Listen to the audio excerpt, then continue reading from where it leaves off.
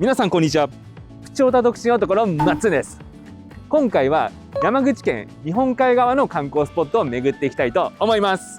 前編では歴史をたっぷり味わうことのできる萩町の方を観光してきたんですけど、後編では SNS 映えする場所として大人気の観光スポットを巡っていきたいと思います。後編も一緒に絶景スポットの雰囲気を楽しみましょう。後半、まず最初にやってきた場所は本栖神社です。本栖神社は山口県屈指のパワースポットであり、鳥居と海のコラボレーションがめちゃくちゃ美しいと SNS で映える観光スポットとして大人気の場所らしいんですよね。というわけで見どころを紹介しつつ境内の中を散策してみたいと思います。本栖神社は萩町から車で約50分の場所にあります。おお、早速目の前には絶景が広がってますね。評判通り赤い鳥居と日本海のコラボレーションが本当に美しい。これは SNS 映えする場所として人気になる理由が分かりますわ。せっかくなので鳥居の方まで行ってみましょうか。ちなみに本栖神社はアメリカのテレビ局 CNN が2015年に発表した日本で最も美しい場所31にも選ばれた観光スポットです。じゃあ世界が認めた絶景を見ながら、まずは簡単に本栖神社のことについて紹介しておきましょう。本栖神社には宇賀見玉の神がご祭神として祀られています。宇賀見玉の神の使いが狐なので、こんな感じで狐さんの石像とかが置かれてるらしいですね。いわゆる稲荷神社ってやつですね。そして山口県屈指のパワースポットであり、商売繁盛、大漁祈願、縁結び、子宝、開運厄払い、福徳円満、交通安全、学業成就、願望成就といった多くのご利益があります。景色だけでもやばいのにパワーももらえるとか、最強の観光スポットすぎませんか？というわけで鳥居の中をくぐっていこうと思うんですけど、これまた圧巻の光景ですね。鳥居といえば京都の伏見稲荷が有名だけど、こっちの方は開放感がありますよね。どっちも素敵な場所だけど、海の近くっていうのはやっぱりポイントが高いですわ。ちなみにこの鳥居は全部で何基あると思いますか？正解は123基です。どうやら1987年から10年の年月をかけて建てられたらしいんですけど、123基というのは縁起の良いひふみにかけられてるらしいですね。歴史はまだ浅いけど、これはもう本当にパワーがもらえそうな雰囲気がありますよね。ただね、鳥居の中は階段があって結構きついので、歩くときはある程度の覚悟が必要ですね。隣にいたカップルはもう無理、歩けないって言ってたぐらいですからね。そんなやりとりができるだけで羨ましいと思ってしまうのは心がすさんでるからでしょうか。100メートルくらい鳥居の中を歩いてきて反対側の方に到着しました。反対側からの風景もこれまた美しいですね。本栖神社は鳥居を抜けたらゴールではありません。この先にも見どころがあるので、とりあえずこの目の前に見える岩を登ってみましょうか。ちなみにこの岩はかなり滑りやすかったので、登るときは足元に注意してください。岩の上に登るとお地蔵さんがいますね。さすがは山口県屈指のパワースポット。そんなことよりもこの壮大な日本海の景色を見てくださいよ。気持ちいい。この場所で注目してほしいのがあの目の前に見える岩ですね。この辺りは国指定の天然記念物に認定されていて、竜宮の潮吹きと呼ばれる大きな音を立てながら波が豪快に吹き上げる様子を見ることができるそうです。今日はあんまり潮を吹いてないですね。すいません。ちょっと下ネタが頭によぎりましたが自粛しておきます。高い時はしぶきの高さが30メートルにもなるそうで、本栖神社に来た時は自分の目でぜひ確かめてみてください。じゃあボロが出る前に次の見どころに向かうとしますか。それにしても階段がマジできつい。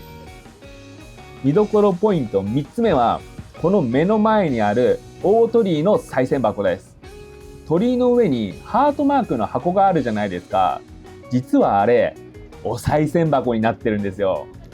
その高さはなんと5メートル。それゆえに、日本一お金が入れにくいお賽銭箱なんて言われています。ただ、どうしてもお賽銭箱にお金が入れられない人は、鳥居の横にもお賽銭箱があるので安心してください。こんな感じで本当にいろいろな人が挑戦してましたね。見事にお賽銭箱にお金が入った時は、みんなで喜んでる光景を見ることができてほっこりしましたね。というわけで、私も挑戦してきてやりましたよ。元野球部の意地を見せてやるぜ。その結果、3回ほど投げてみたんですけど、全く入る気配がなかったですなので、鳥居の横にあるお賽銭箱にスッとお金を入れておきました。で、別に賽銭するのにどのお賽銭箱にお金を入れたって同じだし、じゃあ鳥居の奥にある社殿で参拝でもしておきますか。難関突破？参拝すれば難関突破できるのかな。そして社殿の周りにもいろいろな狐さんの石像が置いてありますね。ずっと眺めていると愛着が湧いてきそうな表情をしていますよね。たまに見かける海の中にある鳥居を見ただけでも美しいって思うのに、その鳥居が123基もあったら、そりゃめちゃくちゃ美しいですよ。こりゃ SNS で映える観光スポットとして大人気になる理由が分かりますよね。それに日本一入れるのが難しい賽銭箱みたいに遊び心もあってすごい楽しかったです。もう絶対に思い出に残るような観光スポットなので、山口県に来たら絶対に来てほしい場所だなっていうふうに思いました。一休憩ついでにここら辺で昼ご飯を食べに行きたいと思います。山口県の日本海側のグルメといえば仙崎イカ、くるくる回ってるイカが有名ですよね。というわけで今回はこちらの喜楽さんで新鮮なイカを食べに行きたいと思います。実は元乃隅神社に行く前に昼飯を食べたんですけど、動画の構成上順番を入れ替えているのでご了承ください。本当はイカが丸ごと入った生きイカを食べたかったんですけどね。この日は生きイカが入ってこなかったらしいんですよ。悲しみ。というわけで今回は仙崎イカ御前を注文しました。イカの刺身にイカの唐揚げ、イカのシューマイなど、まさにイカ尽くしの贅沢御前ですよね。どれもめちゃくちゃ美味しそう。イカのこの透明感、やばくないですか？それじゃあ早速いただきます。イカの甘みがあってめちゃくちゃうまい。味音痴の私でも新鮮なのがわかるくらいですよ。普段寿司のネタでイカってあんまり食べることないんですけど、これからはイカを注文しようかなって心変わりするぐらいは本当に美味しかったです。山口県に来た時はぜひ仙崎イカを食べてほしいって思えるぐらいの美味しさでした。次にやってきた場所は東後ろ端棚田です。東後ろ橋棚田も絶景観光スポットの一つとして人気がある場所なんですけど、もうちょっとね、ひょっとしたら今の時期は映える姿を見せることができないかもしれません。5月頃から見頃の時期が始まるというふうに言われているので、今回は場所の雰囲気だけでも紹介できたらいいなというふうに思っています。東後ろ端棚田は元乃隅神社から車で約10分の場所にあります。ただここまで来るのに狭い山道を通ってくる必要があるので、車を運転される方は注意してください。この一帯は約600平方メートルもの水田が広がる一大棚田地区となってるんですけど、周りは本当に水田以外に何もないですね。棚田といえば急な斜面を活用しているのをよく見かけると思うんですけど、ここの棚田はなんと背景が海になってるんですよ。元乃隅神社と同じじゃんって声が聞こえてきそうなんですけど、はい、その通りです。駐車場から5分ほど歩いてきたんですけど、東屋が見えてきたじゃないですか。しかもすぐそばにはトイレも設置されてるから、パイセンみたいにすぐお腹を壊す人でも安心して絶景に集中できそうですね。この場所からの景色が一番綺麗なのかな。日本の棚田100選って書かれた説明文も置かれていますからね。そして山口県の絶景スポットと言われる東後畑棚田の景色がこちらです。海が背景で綺麗なのはいいんですけど、やっぱり今の時期は微妙と言わざるを得ない感じかな。5月頃になると田んぼの水が鏡のように空を映し出して本当に絶景を見ることができるらしいんですよ。特に夕暮れ時はいさり火の光と合わさって幻想的な雰囲気を味わえるそうなので、その景色を見てみたかった。今回は場所の紹介だけにはなるんですけど、見頃の時期に来るなら元乃隅神社からも近いので、ぜひ足を運んでみてはいかがでしょうか。今回最後にやってきた場所は角島大橋です。角島大橋は山口県を代表する超人気映えスポットですよね。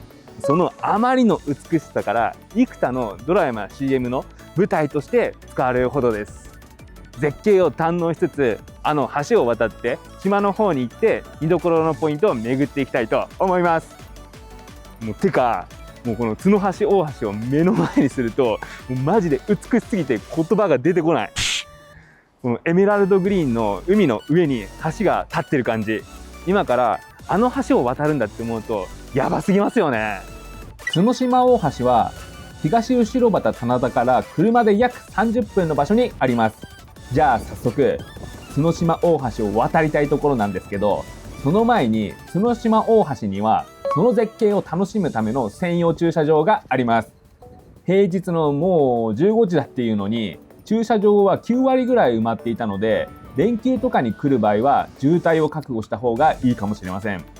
というわけでまずは橋を渡る前にこの絶景を見に行こうじゃないですか。やっば、海美しすぎませんか？俺は今沖縄にいるんじゃないかって勘違いしちゃうくらいの絶景ですね。まさか本州にもこんなに美しい海を見ることができる場所があったんだって、もう感無量です。駐車場の近くには展望台も設置されているそうなので、とりあえず展望台に向かってみたいと思います。駐車場からの景色でもやばかったのに、展望台からの景色は一体どうなっちゃうんだっつって期待しかありませんよ。展望台に向かうまでの道はウッドデッキでいい感じにおしゃれですね。なんとなく海の雰囲気と相まってテンションが上がりますよね。というわけでこちらが展望台からの角島大橋のパノラマ景色です。右手にはコバルトブルーの海と角島大橋のコラボレーションがめちゃくちゃ美しい。そりゃ幾多のドラマや CM の舞台として使われるわけですよ。左手には白い砂浜とコバルトブルーの海のコラボレーション、もう完全にリゾートビーチに来た気分ですね。本当にこの絶景は自信を持っておすすめします。ぜひ一度は足を運んでみてください。角島大橋の絶景を堪能したので、今度は角島大橋を渡って角島の見どころスポットを巡ってみましょうか。今角島大橋を車で走ってるんですけど、気持ちいい。こりゃ隣に女性を乗せていたら喜んでくれたんだろうな。というわけでまず最初にやってきた場所は角島灯台公園です。目の前に見える灯台が角島灯台なんですけど、白のレンガ基調みたいな外観が味があってたまりません。ちなみにこの灯台の周辺にはいくつか駐車場があったんですけど、どの駐車場も300円だったので、最初に目に入った場所に車を止めることをお勧めします。じゃあ早速灯台の近くに行ってみましょうか。灯台の前はこんな風に広場になってるので、灯台を見上げながらこの辺でゆったり過ごすこともできそうですね。右手にはしっかりとお土産ショップもありますね。それで灯台の前に日時計があったので紹介しておきます。この日時計は昔角島灯台で使用されていた日時計を10倍の大きさにしたモニュメントなんですって。今何時なのか見方が全くわからん。灯台の入り口には国指定重要文化財角島灯台って大きく書かれてますね。そしてその後ろに角島灯台もしっかりとあるので、ここは完全に記念撮影スポットですね。入場券を買ったので早速登っていきましょ角島灯台は1876年に完成した洋式の灯台で、なんと現在も現役で活躍しているらしいんですよ。105段の螺旋階段を登れば日本海の絶景を楽しめちゃうっていうね。ただ階段はマジできつかったです。しかも幅が狭くて人とすれ違う時は転びそうになるので、登る時は注意した方が良さそうですね。あと少しで頂上なんですけど、これは神社にある鈴尾かな。じゃあ参拝でもしときますか。違うか。とりあえず一周して景色を紹介したいと思うんですけど、目が回ったらすいません。角島の全体像を眺めることができて気持ちいい。日本海側の景色も美しいし、もう大満足です。灯台に登った後は角島灯台記念館に行って角島灯台のことについてお勉強をしに行きましょうか。ちなみにこの記念館も旧灯台官舎を復元した建物で重要文化財にも指定されています。この石像のおじいちゃんが角島灯台の初代所長だった方らしいですね。鎖国していた日本が明治時代に外国人を所長にするとは驚きですよね。さすがは明治維新に関わった人を多く生み出した山口県ってところでしょうか。この部屋も壁が一面レンガで美しい。当時の生活の様子を垣間見ることができますよね。しっかりとトイレだって設置されてますからね。トイレだけ壁の模様が違って生々しいですな。その隣の部屋には角島灯台にまつわる様々な展示物が置いてありました。灯台の光をどのようにして遠くまで照らすように工夫したのかとかが学べて、結構楽しかったですよ。その隣の部屋にも灯台の中にある機械のこととかが説明されてて、実は機械系が職業の理系おじの私にはたまらない空間でした。やっぱり昔の技術にはロマンが詰まってますよね。次に2つ目の見どころスポット、潮風の里角島です。いわゆる道の駅的なお店ですね。このお店では角島のお土産を購入することができるので、早速中に入ってみましょう。角島の名産って何なんですかね。塩バニラやみかん系のお菓子がたくさん売られてたんですけど、個人的におすすめのお菓子が潮風サンドです。クッキーにみかん風味のクリームが詰まっててめちゃくちゃうまいんだ。ただ後で知った話なんですけど、どうやら角島はわかめが名産で、わかめソフトが名産だったらしいんですよ。わかめソフトのポップなんて置いてなかったじゃん。くそー、もう完全に見逃しましたね。気を取り直して3つ目の見どころスポット、鬼の岩に向かっていきましょう。鬼の岩は角島に古くから伝わる民話、鬼の岩伝説があって、鬼が対岸の山から投げたと言われている奇岩です。鬼が握った跡がついてるなんて言われているらしいんですけど、この角度からだとよくわかりませんね。もう少し近くに行けるっぽいので行ってみましょうか。鬼の岩の前にある道の壁には鬼のイラストが描かれてますね。岩を持った鬼や逃げてる鬼などいろいろな鬼の姿のイラストがあって可愛らしいですな。しっかりと鬼の岩の説明もあるので、この岩が鬼の岩であることは間違いないでしょう。というわけで鬼の岩の近くに来てみたんですけど、皆さんは鬼が握ったように見えますか？私はね、正直わからなかったですね。それよりも海の水が透き通っててめちゃくちゃ綺麗。ここは先ほどの潮風の里からも近いし、人も少ないのでゆったり過ごすのにおすすめな場所ですね。続いて最後の見どころスポットである巻崎風の公園にやってきました。先ほどまでの景色とは打って変わって随分とのんびりした田舎の景色に癒されますな。それもそのはず、ここは角島の中でも最北端に位置する場所にあるので、来るのが少しだけ大変でしたからね。巻崎風の公園はだるま菊が自生しているのが特徴的な場所です。駐車場から海岸まで遊歩道も通っているので、お散歩がてら奥まで歩いてみましょう。緑っぽい色をした草がだるま菊なんですかね。植物にはあんまり詳しくないんですけど、海のすぐ隣にこんなに緑色の植物が咲いている光景は結構珍しくないですか？このまばらに緑色になっている感じが絶妙な美しさを引き出してますよね。近くでよく見てみると緑色の花が咲いてるじゃないですか。菊というよりはバラの形をしているような気がするけど、と思って後でダルマギクをネットで調べてみたら、緑色の花は草だったっぽいですね。実際のダルマギクの花はラベンダー色をしていました。見頃の時期に来るとこの一面がラベンダー色に染まるのかって思うと絶対に絶景ですよね。その景色を見てみたかったなって思います。この風化した岩も絶妙に美しい。俺は遠くから見た時になんかでかい爬虫類がいるってビビって逃げ出しそうになったんですけどね。というわけで角島の見どころスポットの紹介は以上です。本当に魅力的な場所だらけだったので、もう何度も言いますが本当にぜひ一度は来てほしい、自信を持っておすすめする観光スポットだと思いました。というわけで山口県日本海側の観光スポット紹介後編は以上となります。今回巡った場所はマジでいい意味で期待を裏切られましたね。自分が考えていた期待値を簡単にはるかに超える絶景の連続でめちゃくちゃ癒されました。山口県日本海側はもう本当に自信を持っておすすめできる観光スポットなので、今後旅行に行く時に候補に入れてもらえると嬉しいです。というわけで、もしこの動画が少しでも面白いと思っていただけたらチャンネル登録とグッドボタンの方ぜひよろしくお願いします。